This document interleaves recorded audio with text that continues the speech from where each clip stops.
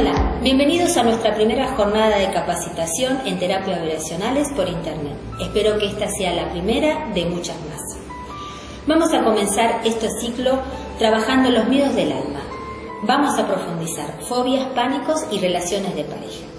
Para este ciclo se encuentran trabajando hoy con nosotros el licenciado Raúl Pérez y la licenciada Dorana Carrera Ortiz.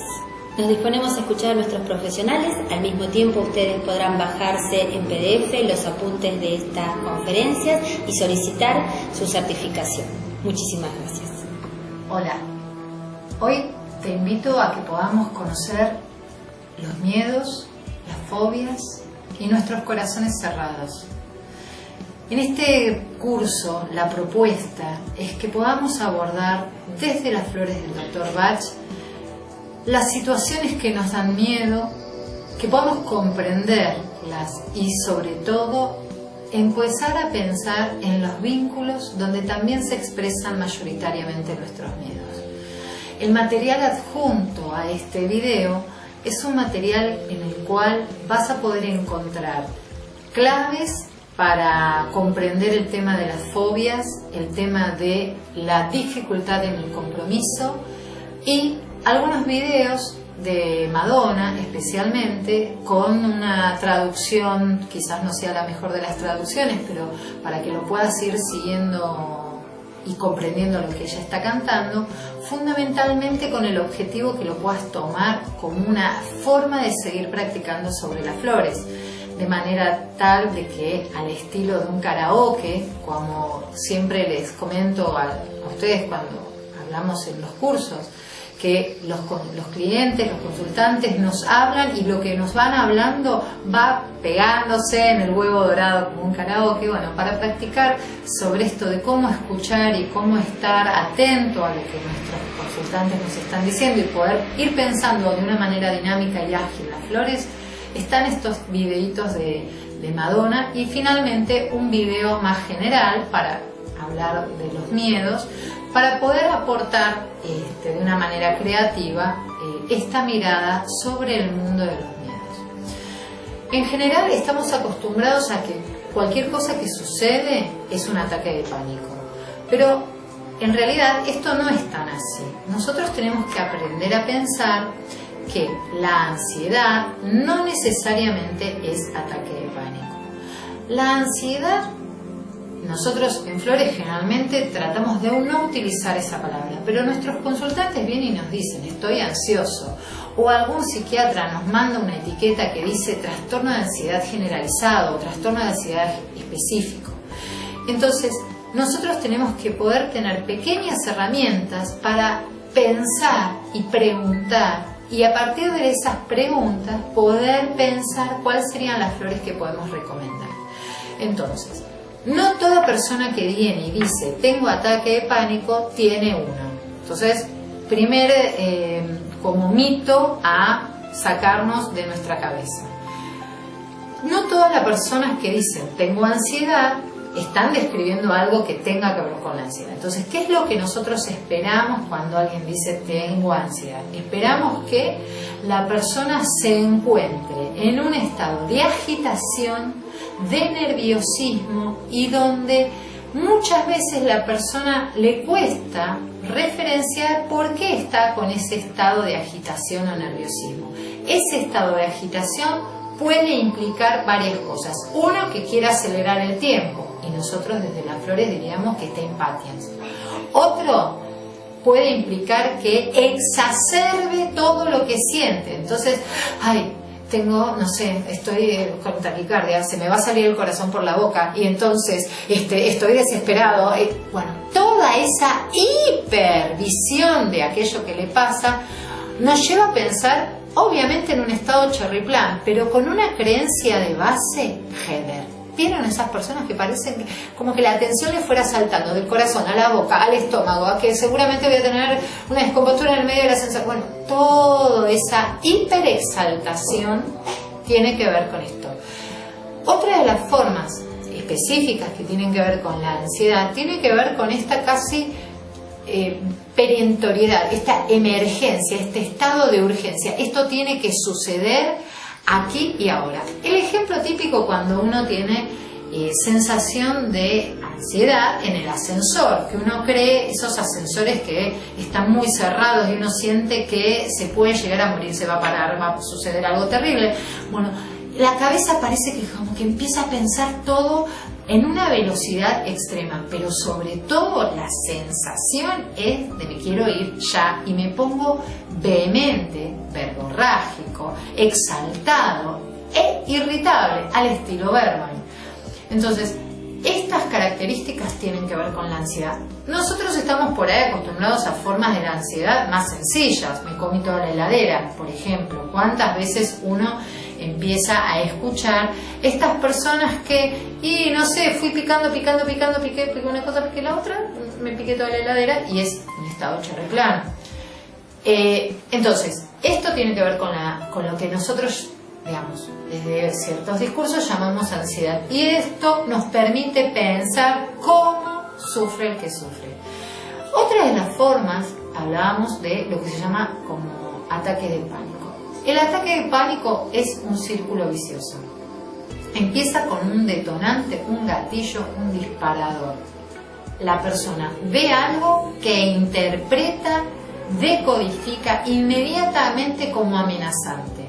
Si no hay sensación de amenaza contra su propia vida o sensación de que va a perder el mundo como lo tiene constituido, no se arma un ataque de pánico. Entonces, hay una decodificación de un estímulo que se decodifica como que atenta contra uno. Yo fui muchos años fóbica a las palomas, siempre cuento, o sea, yo decía que no quería curar mi fobia a las palomas porque no iba a tener el ejemplo para dar el curso.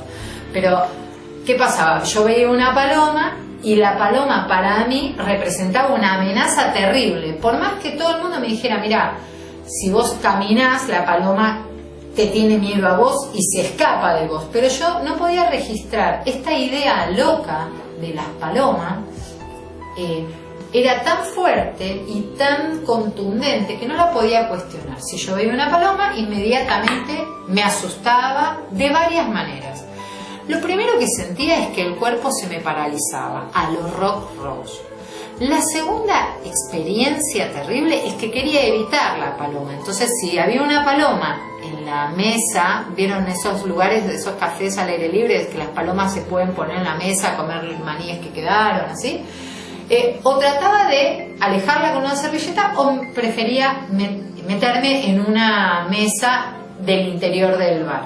Entonces, la conducta de evitación es típica de Mimulus, pero también de las situaciones de ataque de pánico.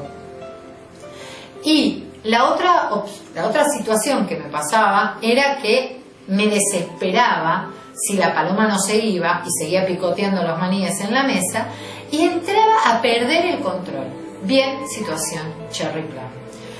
¿Qué pasaba? Una vez que la paloma se iba, la sensación que a mí me quedaba era de que esto va a volver a suceder. Esta anticipación es típica del presagio de Aspen. Entonces, de esta manera, este circuito se retroalimentaba una y otra vez. Entonces, cada vez se hacía más fuerte la situación de miedo a que vuelva a aparecer la paloma. Pero un detalle, ¿saben cuándo se detonó como gatillo? En mi historia personal, lo comento porque puede servir como muy ilustrativo. Yo estaba en unas vacaciones en Uruguay y entran ladrones a la casa donde yo estaba. Voy a hacer la denuncia, decido que mejor mis vacaciones terminarlas ahí y me vuelvo a mi casa. Yo vivía en un edificio en el piso 13 y dejo la valija de viaje y me voy a llorar a la casa de mi amiga a decir, mirá, me quisieron robar en Uruguay. Cuando vuelvo encuentro que la cocina de mi casa tenía unos restos de como caca de algo que yo no sabía qué era y cosas de mucho desorden, de galletitas tiradas, una cosa rarísima.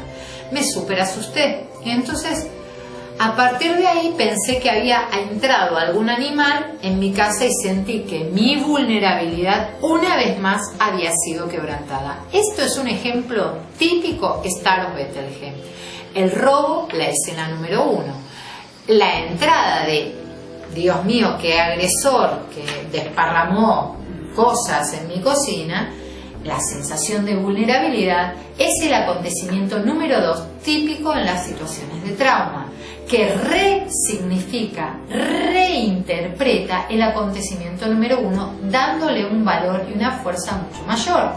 Entonces, esta situación traumática, más el discurso en mi familia de que las palomas anuncian la muerte o anuncian tragedias, arman un contexto histórico personal para que, cuando me enteré que había habido una paloma en la cocina de mi casa, enganchara perfecto con el acontecimiento de que me entraron a robar en la casa de Uruguay, no en la mía.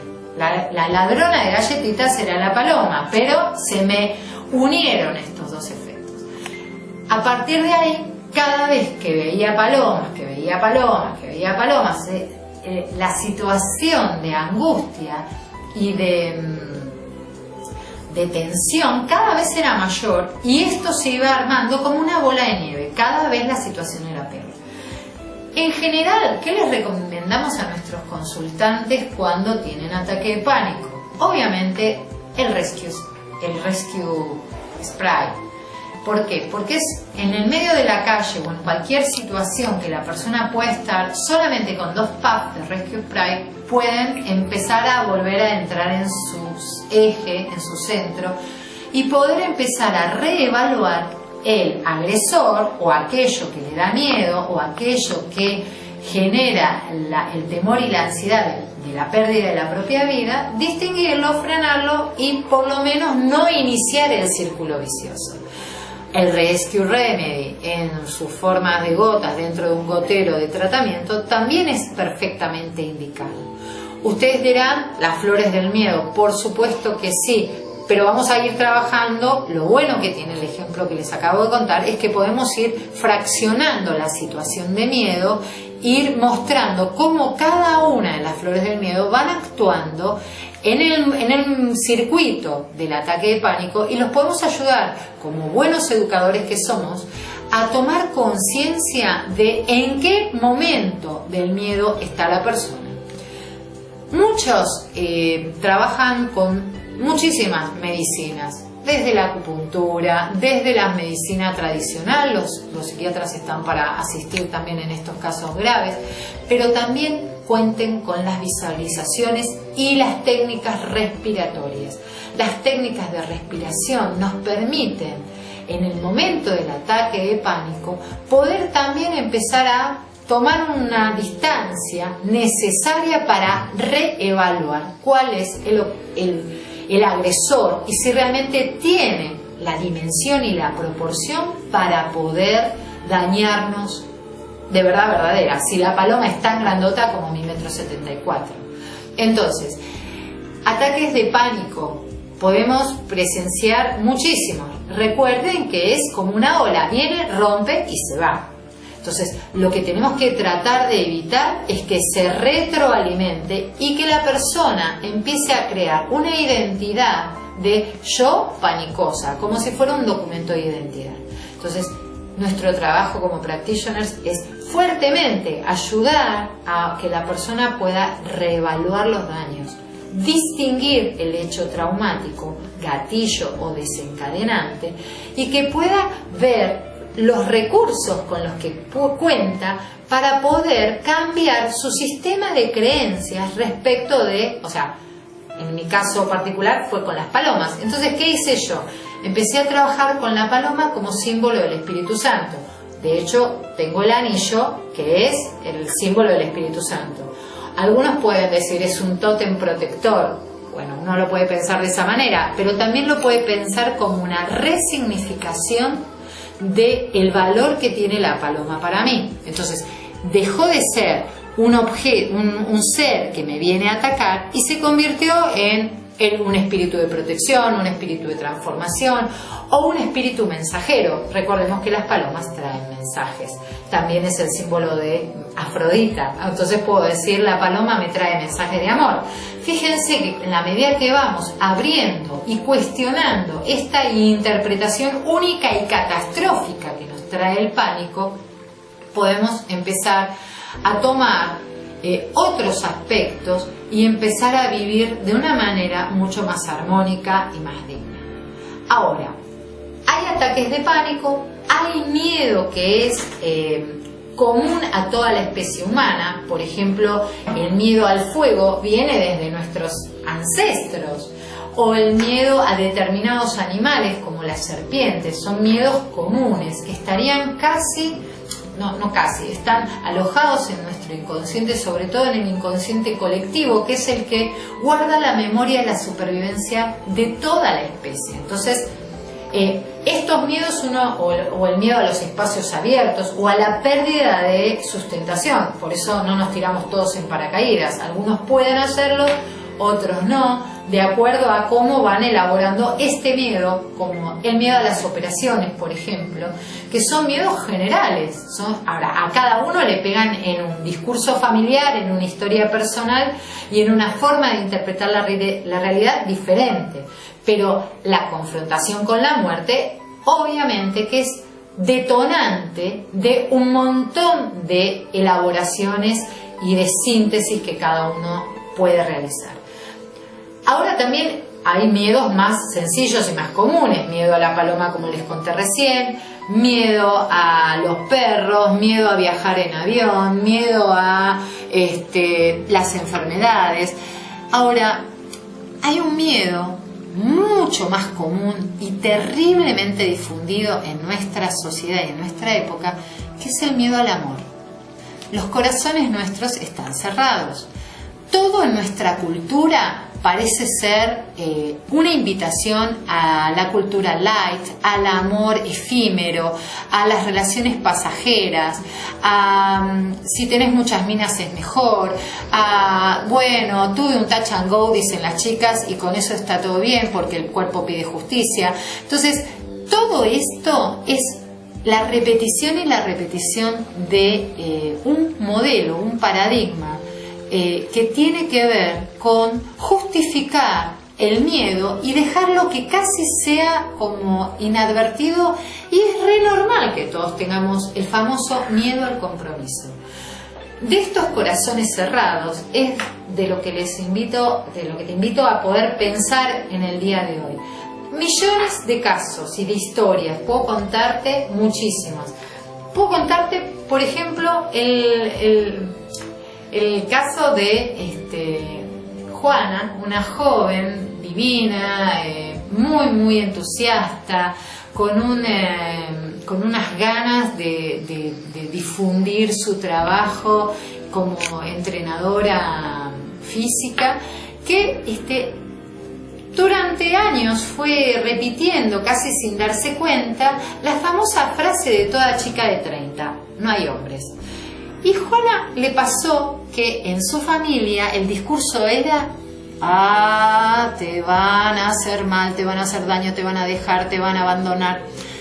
¿Qué le pasó a Juana? Juana siempre conocía gente que estaba ocupada, hombres que no querían tener compromisos o que tenían algún problemita, alguna patología que no estaba en tratamiento, y entonces Juana estaba, en definitiva, cumpliendo con este mandato. Estaba siempre sola o en relaciones tan platónicas y efímeras que nunca podía concretar un verdadero encuentro. Juana empezó a trabajar sobre sí misma a través de las flores, se empezó a dar cuenta de sus aspectos Bergman, pero lo que más la sorprendió, además de cómo ella quería que todo el mundo girara alrededor de ella al estilo Heather, lo que más la sorprendió fue descubrir que desde esta repetición de los aspectos que le decían en su familia: todos te van a abandonar, venía repitiendo una forma de vinculación chicory, donde todo lo que ella daba y el otro se iba a ver fútbol el domingo y el otro no estaba, todo esto siempre estaba puesto en juego. Y detrás de toda esa demanda, de ese pedido, de, como decimos las mujeres, de ese reclamo chicory, estaba una profunda sensación gorge de no hay salida. Porque ¿quién te va a querer como mamita? Entonces, Juana durante mucho tiempo estuvo en pseudo relaciones. Parecía que estaba con alguien, pero en realidad siempre terminaba sola. Cuando pudo empezar a trabajar sobre estos aspectos, es que pudo formalizar su encuentro con Martín. Y a partir de ahí, empezar a animarse, a darse cuenta que Martín no se iba. Y ella hacía escándalos, gritaba, se bajaba del auto, todas unas grandes escenas, bien, ¿no?, grandilocuentes, pero Martín seguía ahí, insistía, fue dejando el cepillo de dientes, fue dejando las distintas pertenencias, la crema de afeitar, y es más, iba a todas las reuniones familiares y seguía participando. Entonces, corazones cerrados, como por ejemplo el de Liliana. Liliana, una hermosa mujer que a los caballeros, cuando los encuentra, ella en los últimos años ha desarrollado una frase de decir: yo no soy tonta. Entonces todo el tiempo está diciendo: yo no soy tonta. Y el otro día un señor la invitó a salir a tomar café, y justo como el bar donde estaban tomando café ya era horario de cerrar, le dice: bueno, si querés, te llevo con el auto. Y cuando la va llevando con el auto, justamente pasa por un albergue transitorio y le dice: acá el café es buenísimo. Y ella salta como leche hervida y dice: yo no soy ninguna tonta, yo sé las intenciones que tenés y a mí no me vas a convencer. Y saltó desde una situación reivindicativa muy fuerte. Pero no es la primera vez que ella está en una situación reivindicativa. ¿Por qué? Porque en realidad ella se ha sentido siempre muy angustiada y muy asustada. Creó un personaje a lo largo de los años mostrando una imagen de sí misma avasallante, seductora, tan fuerte para poder ocultar que en el fondo lo único que tiene miedo es a que la dejen de querer, a que la abandonen, como cuando su papá se separó de su mamá y se fue del país. Entonces, esa tristeza agentia de: papá, te fuiste, me abandonaste a lo chicorí, pero sé que te perdí, eso le ha hecho desarrollar esto de querer ser siempre agradable, siempre aceptable, pero al mismo tiempo de reivindicar que yo no soy tonta. El yo no soy tonta era el papá que le estaba diciendo: yo no soy tonta, yo me doy cuenta que me dejaste, que te fuiste en otro tipo de historia, que mi mamá se quedó muy triste y nunca de esto me pudieron hablar con claridad. Entonces, fíjense cómo los corazones se van cerrando a lo largo de las experiencias y de los discursos familiares y también sociales. Y es importante porque, por ejemplo, esto no es solamente un terreno, el corazón cerrado, de las mujeres. También está en el corazón de los varones. Por ejemplo, el corazón de Carlos. Carlos es un joven, muy jovencito, un joven de 22 años, que está estudiando en su facultad y él tiene mucho interés en ser como investigador, y entonces es un chico que persevera, investiga, busca, pero además tiene una creatividad en los terrenos tecnológicos que le permite como encerrarse en su mundo de búsquedas y desarrollar este aislamiento de una manera creativa en la búsqueda de cuestiones relacionadas a la computadora. Entonces, realmente Carlos es un chico que todo su talento clematis, creativo y de búsqueda, lo desarrolla aislándose. Entonces todo el tiempo se aísla y cada vez parece como más distante y más cerrado. Entonces, claro, tenía una novia, Geraldine, divina, ideal, chica buena, sobre todo que se bancaba sus largas noches en en la computadora investigando y buscando para seguir viendo a ver cómo lo podía hacer mejor, porque estaba tratando de desarrollar un programa. Y entonces un día Geraldine dijo, todo está muy lindo, pero ¿sabes qué? Yo siento que acá no pasa nada. ¿Y sabes qué le dijo él? Sí, tenés razón. Entonces le dijo, está bien, ándate, no sigamos más juntos. Y Geraldine se sorprendió muchísimo. ¿No me vas a pedir que me quede? No, la verdad que no, considero que está bueno para vos. ¿Y no me vas a decir lo que vos sentís? Yo siento que está bien, le dijo él. Yo siento que está bien, es una intelectualización. Entonces Carlos respondió desde la mente, desde lo que él pensaba, y no se conectaba con lo que él sentía. Toda su exigencia, su búsqueda de un ideal, de excelencia, de saber más, de poder dominar la tecnología aún mejor, hacía que se sacrificaran muchísimas cosas, entre esas su corazón. Y fíjense cómo el miedo al compromiso acá vuelve a operar. Hay dos formas del miedo al compromiso. Los que huyen del compromiso, las personas como Susana, que tiene 200 millones de candidatos de distintos colores, de distintas formas, de distintas posiciones,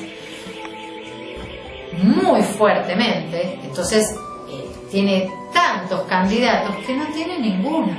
Entonces empieza un vínculo y a los 2 días se va, empieza otro y a los meses no le gusta, porque está puesta en una posición wild out. Claro, lo que tenemos que tener en cuenta es que Susana está en esta duda respecto de la correcta orientación en la vida, que lo muestra en lo afectivo, pero también se le expresa en lo personal.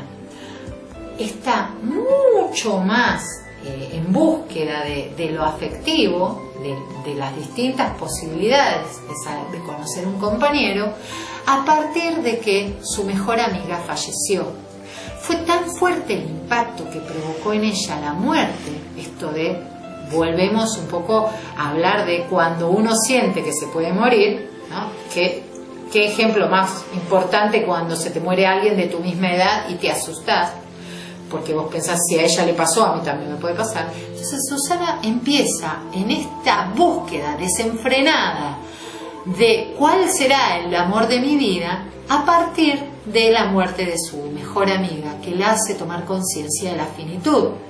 Y entonces a partir de eso, ella se desespera en esta búsqueda, pero búsqueda que a tantas oportunidades no termina dejándole en concreto ningún compañero de verdad. Entonces, uno puede volverse huidizo, escapando, o se puede volver cazador. Nadie podría pensar que cuando una persona avanza, como por ejemplo el caso de Erika, que apenas conoce a un candidato, lo llama, le dice, lo invita, lo seduce, lo trae a la casa, lo lleva, lo acosa. Sí, es verdad, lo está acosando Erika. Nadie podría pensar que Erika está asustadísima de un vínculo, porque uno la ve tan activa, tan perseverante, tan trabajadora a lo Oak, porque miren que la rechazan e insiste y la busca por un lado. Es como el coyote y el correcaminos. Bueno, ella es como el coyote e insiste. Por momentos Chestnut Bud, por momentos el Oak, pero a rajatabla. ¿Quién puede pensar que esta mujer tan insistidora en realidad está escondiendo un corazón cerrado, asustado al compromiso? ¿Quién puede pensar en el miedo al compromiso cuando hablamos, por ejemplo, de situaciones de pareja? Y tenemos en la consulta 2. Por ejemplo, el caso de Analía con el de Juan. También muy divinos, que se quieren un montón. Se descubrieron muchísimas cosas en común. Hace 18 años que están juntos, pero a Analía se ha dado cuenta que a Juan le ha cambiado mucho el carácter, a partir de su situación laboral que no ha sido tan buena. Y entonces Analía se ha sentido prisionera en estos 18 años de relación de algunos manejos que ha hecho Juan respecto de la relación.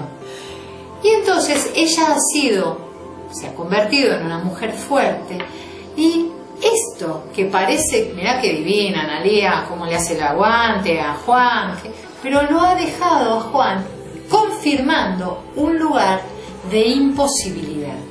Entonces esta mujer superpoderosa se ha convertido poco a poco en un polo vain, y lo ha dejado a Juan en un lugar de sometimiento. Hasta ahí todo está perfecto, porque uno dice, bueno, Vain Centauri se llevan bien. No, mentira, porque la persona que está sometida en algún lugar, esto lo va a tramitar.